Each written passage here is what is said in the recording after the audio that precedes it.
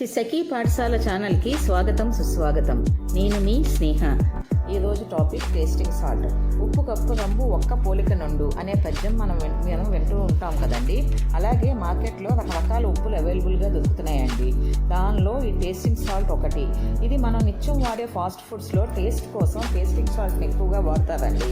Tasting salt వేసిన ఆహారం 40 రోజులు కంటిన్యూస్గా తింటే బీపీ, షుగర్, పక్షవాతం రకరకాల రోగాల పాలు అవుతారటండి.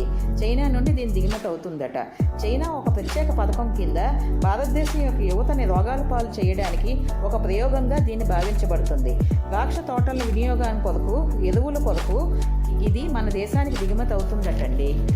చైనాలో ఈ టేస్టింగ్ సాల్ట్ను వాడితే ఉరిశిక్ష వేస్తారట.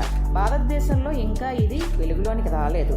ఈ టేస్టింగ్ సాల్ట్ అన్నది ప్రతి ఫంక్షన్లో వంటవాళ్ళు సామాన్ల లిస్టులో రాస్తారు, కానీ ఇది ఆహార పదార్థాల విషయ సూచికలో లేదు. ఇది తింటే రోగాల పాలు అవుతాం. ఈ విషయాన్ని సామాజిక మాధ్యమాల్లో చర్చించి దీన్ని వ్యతిరేకంగా ఒక మహా ఉద్యమంగా తీసుకెళ్తే గానీ మన భారతదేశంలో రోగాల నుంచి మన యువతను కాపాడుకోగలుగుతాం.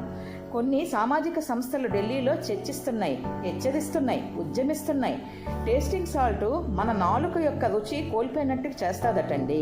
నాలుక బండబాదిపోవడానికి ఇది బండబాదిపోయేటట్టు చేస్తుందట. అంతేకాకుండా మన మేధాశక్తిని కూడా నాశనం చేస్తుందట అని నిపుణులు అంటున్నారు. దీనిపై పరిశోధన చేసి ప్రజల ప్రాణాలు కాపాడుకోవాల్సిన బాధ్యత, అవసరం ఎంతైనా మన ప్రభుత్వానికి ఉంది.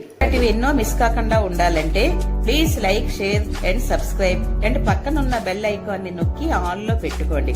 దీనివల్ల మా కొత్త వీడియోస్ నోటిఫికేషన్ అనేది మీకు వస్తుంది. Thank you for watching Shri Sakhi పాఠశాల.